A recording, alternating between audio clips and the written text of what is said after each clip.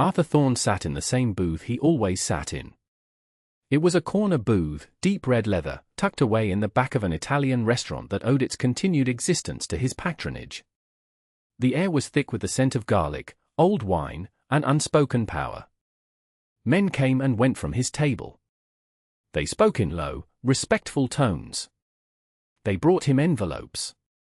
They received quiet instructions. Arthur nodded, his face a mask of stone carved by 60 years of a hard life. His eyes, pale and grey, missed nothing.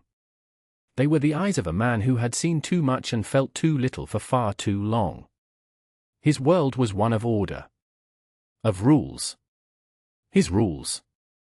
He was finishing his espresso, the bitter liquid a familiar comfort, when a sound broke the carefully constructed peace of the evening.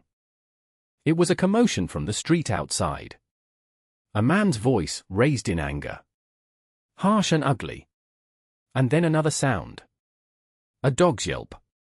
Not a bark, but a cry of pain. Arthur's lieutenant, Marcus, a man built like a brick wall with a face that looked like it had lost a fight with one, tense beside him.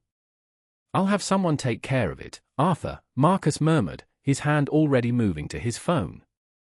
Arthur held up a single finger. A gesture that stopped armies in his world. Marcus froze. Arthur turned his head slowly, his gaze drifting toward the restaurant's large front window. He saw a man on the sidewalk. A wiry, unpleasant-looking man in a stained jacket. He was yanking hard on a leash. At the end of the leash was a golden retriever. The dog was thin, its coat matted, but it was the dog's face that caught Arthur's breath in his throat. Over its left eye was a perfect patch of white fur, like a splash of milk against its golden head.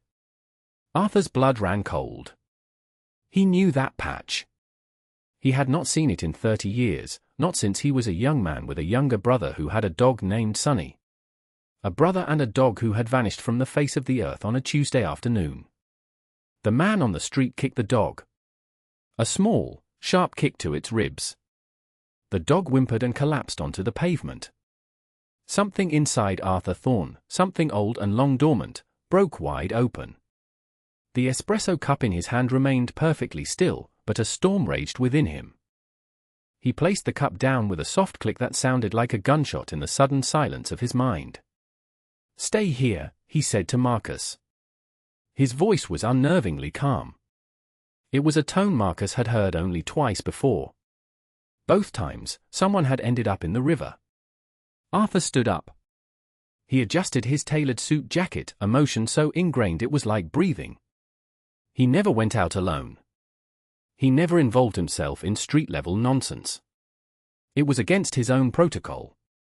Tonight, protocol did not matter. He walked toward the door, his steps measured and deliberate.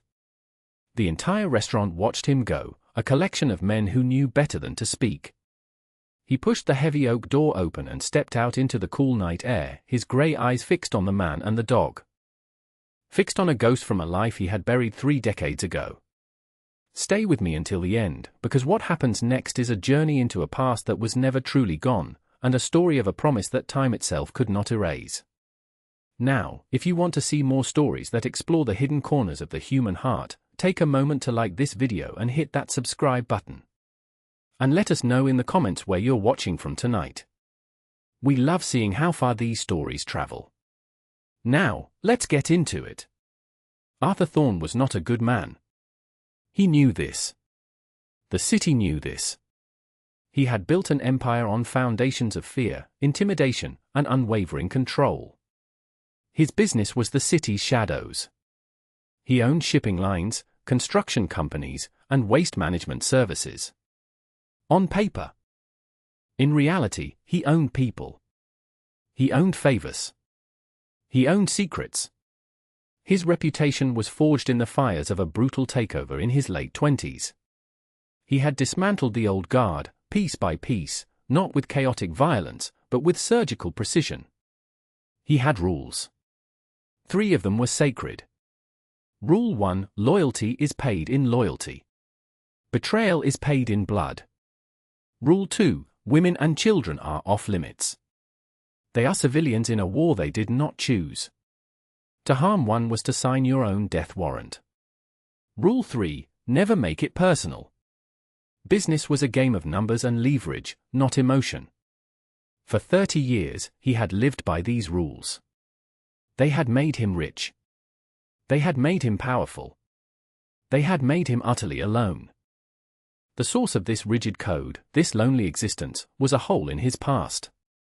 A void shaped exactly like his younger brother, Leo. Leo had been his opposite. Where Arthur was stone, Leo was water. He was an artist, a dreamer, a boy with a laugh that could fill a room and a heart too gentle for the world they were born into. Arthur had been his fierce protector. He had shielded Leo from their father's drunken rages and the harsh realities of their neighborhood. He had promised him a different life. Then came Sonny. A golden retriever puppy with a splash of white over his left eye, a gift for Leo's 10th birthday. The boy and the dog were inseparable. They were a single, joyous entity. And then, one day, they were gone. Leo was 15. He had taken Sonny for a walk in the park. They never came back. No witnesses. No ransom note. Just nothing. The police had been useless. A runaway, they said. Arthur knew better. Leo would never have run away. And he would never, ever have left Sonny behind. The failure to find him, to protect him, became the central trauma of Arthur's life. It was the failure that fueled his ambition, that hardened his heart, that wrote his unshakable rules. He built his empire to have the power he lacked when his brother disappeared. The power to find answers. But 30 years had passed. Hope had long since withered and died, leaving only a dull, constant ache. Until now. Standing on a city sidewalk, the ache was sharp again. It was a fresh wound. Arthur approached the man, who was now trying to drag the dog to its feet. "That's a good-looking dog," Arthur said. His voice was quiet, almost conversational. The man, Silas Reed, though Arthur did not yet know his name, looked up, startled. He saw an older man in a suit that cost more than his car. His eyes, small and greedy, lit up. "Yeah?" "He's a purebred," Reed grunted, yanking the leash again. "Cost me a fortune." The dog flinched but stayed put, its amber eyes fixed on Arthur. There was a flicker of something in those eyes. Recognition? No, that was impossible. It was just a dog. But it was a dog with a white patch over its left eye. "He looks thin," Arthur observed, his gaze taking in the dog's ribs, the dirt in its fur. He saw the collar. Cheap, cracked plethora. But beneath it, around the dog's neck, the fur was indented in a different pattern. The ghost of a wider, heavier collar. Maybe one with a brass nameplate. One that said Sonny. "He's a picky eater," Reed lied easily. "What's it to you, old man?" Arthur ignored the disrespect. He was breaking rule number 3. This was deeply, dangerously personal. He saw Leo's face, laughing as he wrestled with a puppy in the grass of their small backyard. He remembered the weight of his own failure, a cloak he had worn for 3 decades. This dog was a thread. A single, fragile thread from that old, frayed cloak. And he would pull on it, even if it unraveled his entire world. "How much?" Arthur asked. Reed's grin was predatory. "For you?" $5,000. It was an absurd price. A shakedown. Marcus, watching from the restaurant doorway, stiffened. He knew this was the point where things usually turned violent. Arthur didn't even blink. He was not buying a dog. He was buying a key. A key to a locked room in his own soul. "All right," Arthur said, his voice level. Reed's jaw dropped slightly. He had expected to haggle, to be told off. He had not expected immediate agreement. "Yeah?" "Cash only," he added quickly, recovering his swagger. "Of course," Arthur said. He pulled out a thick, silver money clip. He didn't carry that much cash. "It was a test. I don't have it on me." Name a place. Tomorrow. Noon. Reed's mind raced. He thought of a place that was his own territory. A place where he felt safe, where he could bring a couple of his cronies just in case this old man was more than he seemed. The old cannery warehouse. Pier 4, Reed said. And don't be late. Arthur nodded once. He took one last look at the dog, whose eyes had not left his face.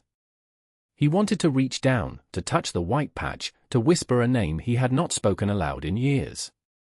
But he did not. Not yet. Emotion was a liability. He turned and walked back into the restaurant without another word. The door swung shut behind him, leaving Silas Reed on the sidewalk, smirking, thinking he had just played the fool out of some rich old man. He had no idea he had just set a meeting with his own judgment. Arthur sat back down in his booth. The restaurant was so quiet you could hear the flicker of the candle on his table. Marcus slid in opposite him. Arthur, what was that? 5,000 for a mutt.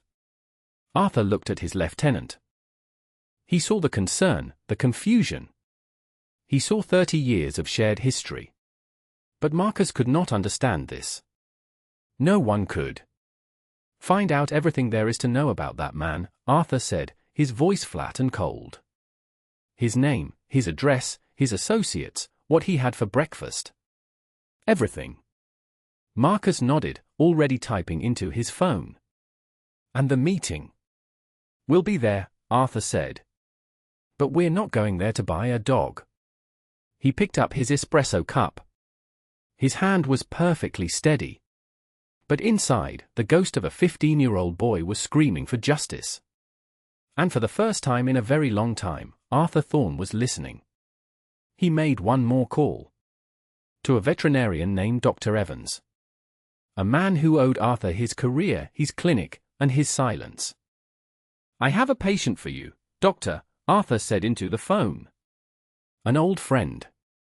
I need you to be ready. He hung up. The decision was made. The rules were broken. This was not business. This was a haunting. And Arthur Thorne was about to become the ghost. Marcus worked fast.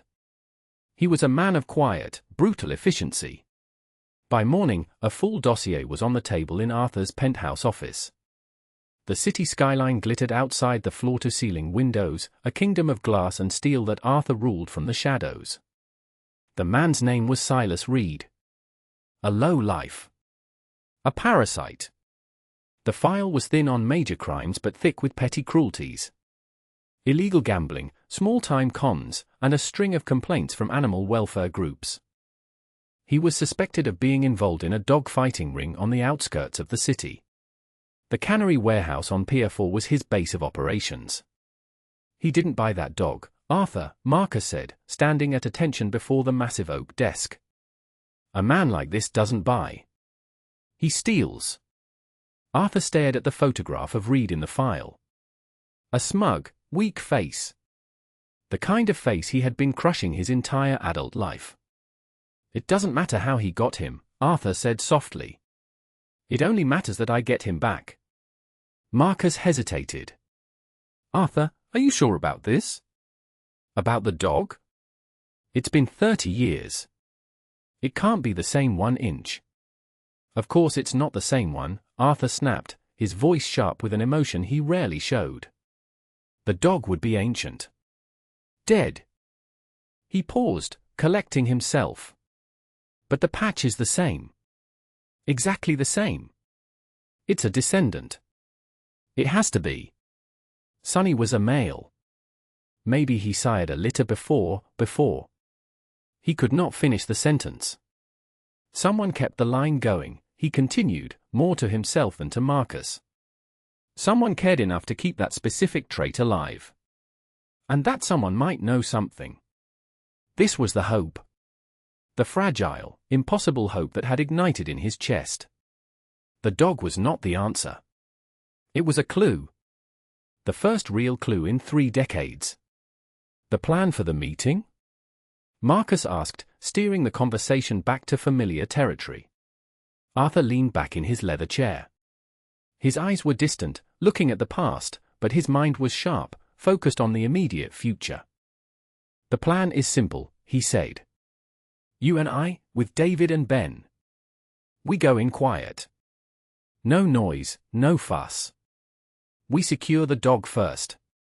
That is the priority." He leaned forward, his hands flat on the desk.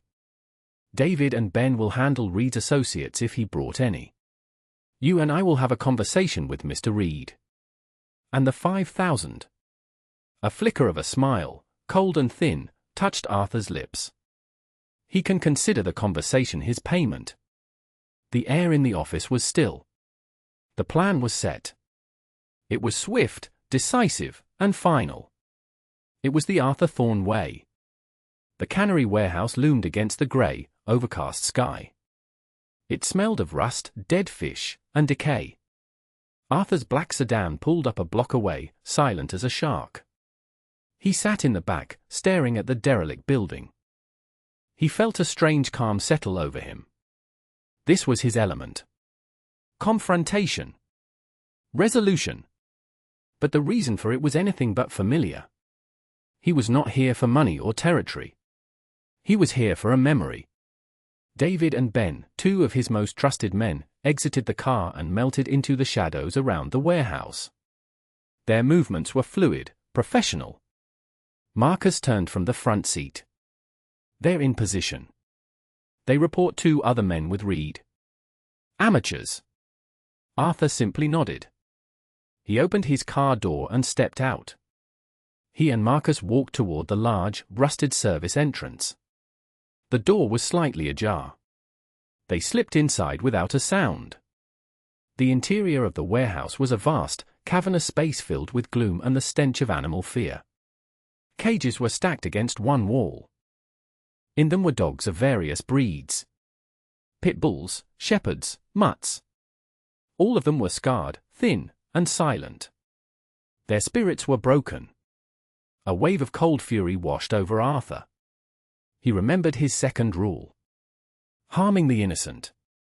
And what were these creatures, if not innocent? Across the warehouse, Silas Reed was laughing with his 2 cronies. They were playing cards on an old wooden crate. And chained to a metal post nearby was the golden retriever.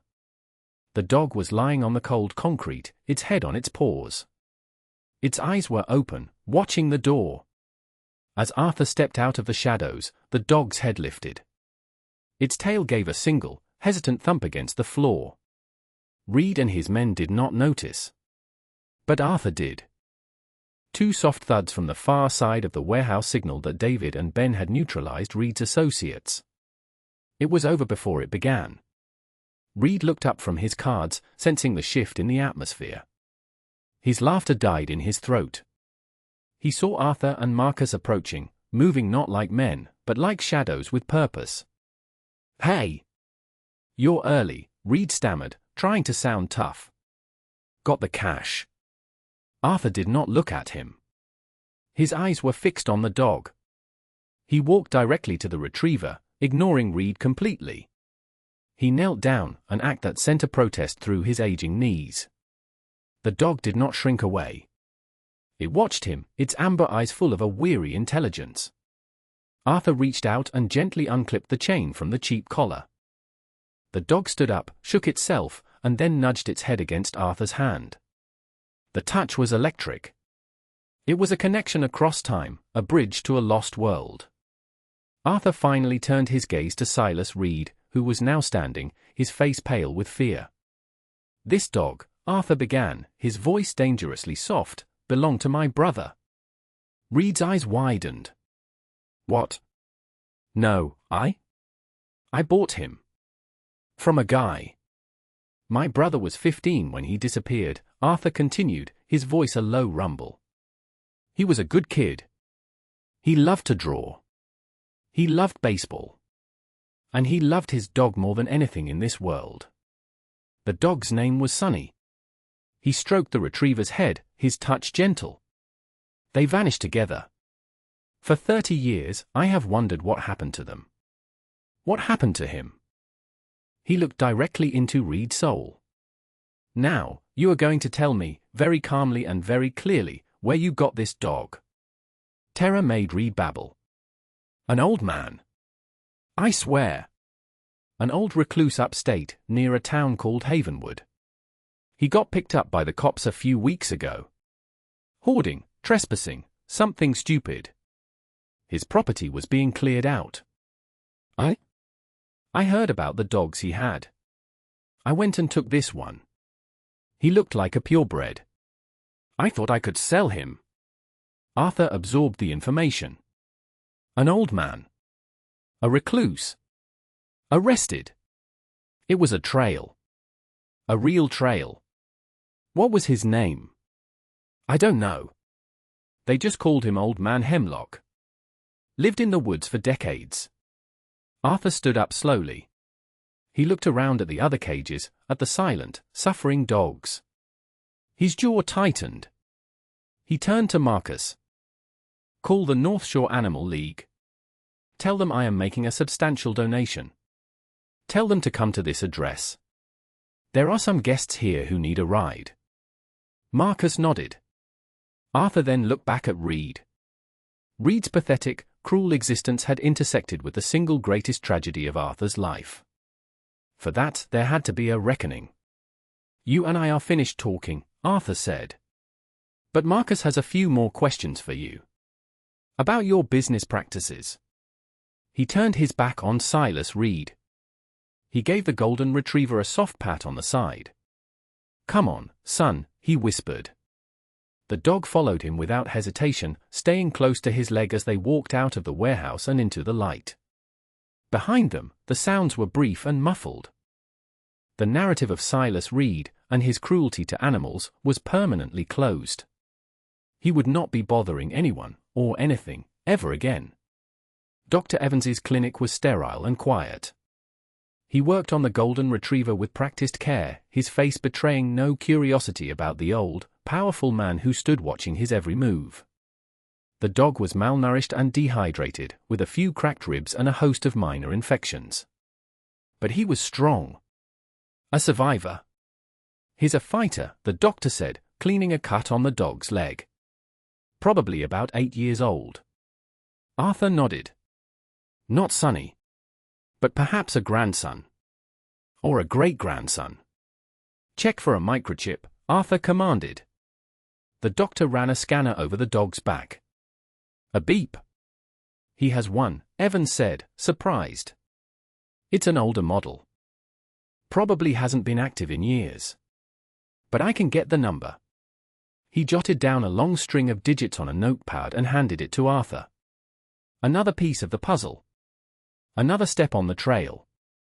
The promise Arthur had made to his brother's memory 30 years ago was no longer a silent, hopeless vigil. It was now an active investigation. He would find out what happened to Leo. He would bring him home. That night, for the first time in decades, Arthur Thorne did not sleep in his penthouse alone. The golden retriever, cleaned and fed, slept on a plush rug at the foot of his bed. Arthur lay awake for hours, watching the gentle rise and fall of the dog's chest. The silence of his apartment was different now. It was not the silence of emptiness. It was the silence of companionship. This animal, a creature of pure, simple loyalty, had brought a warmth into his cold, sterile world that all his money and power never could. He had not paid $5,000 for a dog. He felt as if he had been given a gift beyond measure. He had been given a piece of his past. A piece of his family. A piece of himself that he thought was gone forever. Marcus arrived the next morning. He found his boss on the floor, dressed in a silk robe, gently scratching the dog behind the ears. The sight was so out of character that Marcus had to stop in the doorway for a moment. "Arthur," he asked, his voice hesitant. "What is this? After all this time?" Arthur looked up, his face softer than Marcus had ever seen it. He ran his hand over the dog's golden fur. "This is family business, Marcus," he said, his voice thick with a strange new emotion. The only kind that ever really mattered. He stood up, all business once more, but the softness remained in his eyes. "I have a number," he said, handing Marcus the paper with the microchip code. And a name. Old Man Hemlock, from a town called Havenwood. I want you to use every resource we have. Every contact, every marker, every dollar. I want to know who Hemlock is. I want to know where he got the ancestor of this dog. I want you to tear the world apart until we have an answer. He looked at the dog, who was watching him with unwavering trust. I'm giving you a new name, he said to the retriever. I'm calling you Leo. It felt right. A tribute. A promise. The protection he offered was no longer for a vast, impersonal empire. It was for the memory of one lost boy. And the hunt for the truth had finally, after 30 long years, begun. The investigation moved with the speed and force of a tidal wave. Arthur's resources, usually dedicated to expanding his influence and neutralizing threats, were now focused on a single, 30-year-old cold case. The microchip was the first domino to fall. It was registered to a breeder in a neighboring state. A breeder who had sold a male golden retriever puppy with a distinct white patch over his left eye 38 years ago. The buyer's name on the old, handwritten receipt was Arthur Thorne. It was Sonny. The second domino was Old Man Hemlock. His real name was Alastair Finch. He was a drifter, a man with no family and a long history of petty crimes that somehow always fell just short of serious jail time. He had been arrested on his squalid plot of land near Havenwood after threatening a survey crew. He was now in a county jail, refusing to speak to anyone. Arthur did not need him to speak to the police. He needed him to speak to him. He made a call. Alastair Finch was released due to a clerical error 2 days later. He was picked up by 2 quiet men in a black sedan the moment he stepped out of the jail. They did not take him home. They brought him to a secluded lodge Arthur owned in the mountains. Arthur was waiting for him, sitting by a roaring fire. Leo, the dog, was lying at his feet. When Finch entered the room, the dog stood up. A low, deep growl rumbled in its chest. It was a sound of pure, instinctual hatred. Finch, a haggard old man with frightened, shifty eyes, froze when he saw the dog. His face went white. He knew. Arthur stood up. He did not need to make threats. He did not need to raise his voice. The presence of the dog was accusation enough. 30 years ago, Arthur said, his voice a calm, chilling whisper, a boy and his dog went for a walk in a park. The boy was my brother. The dog was the grandfather of the one standing right here. He took a step closer. You are going to tell me what happened. You are going to give my brother back to me. Finch collapsed into a chair, his body trembling. The story came out in a torrent of pathetic excuses and terrified confessions. He had been watching the park. He saw Leo, a boy from a good family, a boy who had everything Finch never had. He had wanted to ransom him. A stupid, desperate plan. He had grabbed Leo. But Leo had fought back. He had fought with a strength Finch had not expected. Sonny, the dog, had attacked Finch, biting his arm. In the struggle, Leo had tripped. He fell backwards, his head striking a large rock at the edge of the woods. He had died instantly. It was an accident. A tragic, stupid accident born from a criminal act. Finch, a coward to his core, had panicked. He dragged Leo's body deeper into the woods and buried him in a shallow grave. He took the dog. He could not explain why. Maybe as a trophy. Maybe because he was lonely. Maybe as a constant, living reminder of his terrible secret. He had lived with that secret for 30 years, a hermit in the woods, with only the descendants of the dog he had stolen for company. Arthur listened without a word, his face an unreadable mask of granite. When Finch was done, silence filled the room, broken only by the crackling of the fire and the old man's pathetic sobs. Arthur looked at the man who had stolen his brother's life. He felt no rage. He felt no desire for violent revenge. He felt only a profound, bottomless emptiness. He had spent 30 years building an empire, becoming a monster, all to avenge a murder that had never happened. It was all based on a lie. A lie born of cowardice and bad luck. "Show me where he is," Arthur said, his voice devoid of all emotion. They drove through the night. Finch, shaking, guided them to a remote spot in the woods, a place long since overgrown. He pointed to a cluster of birch trees. "There," he whispered. Arthur's men worked under portable lights, digging with quiet reverence. And then they found him. Arthur knelt by the makeshift grave. He reached down and his fingers brushed against a small, silver locket he had given Leo for his 13th birthday. It was over. The wondering. The not knowing. It was all over. He finally had his brother back. Alastair Finch was never seen again. He simply vanished, another piece of human debris swept away by the currents of Arthur's world. There was no satisfaction in it for Arthur. There was only the quiet, solemn task of bringing his brother home. 1 year later, the penthouse in the city was empty. The empire was run by Marcus Now, who followed Arthur's occasional directives with unwavering loyalty. Arthur Thorne lived in a small, comfortable house in the country, not far from the town of Havenwood. It had a large, fenced-in yard and a view of the rolling hills. He had buried Leo in the family plot, next to their mother. For the first time in his adult life, Arthur felt something that resembled peace. He was sitting on his porch, watching a golden retriever with a white patch over his left eye chase a tennis ball across the green grass. Leo! The dog was his constant companion. His link to the past, and his anchor in the present. On the wall of his study, next to photographs of his smiling, 15-year-old brother, was a framed, handwritten receipt from a dog breeder. A memento of a search that had defined his life. The dog, Leo, trotted back to the porch, the tennis ball in his mouth, and dropped it at Arthur's feet. He nudged Arthur's hand, his amber eyes full of love and contentment. Arthur smiled, a real, genuine smile. He picked up the ball and threw it again. He was not a good man. He had done terrible things. But here, in the quiet of the countryside, with his brother finally at rest and a good dog by his side, he had found a measure of redemption. He had found a home.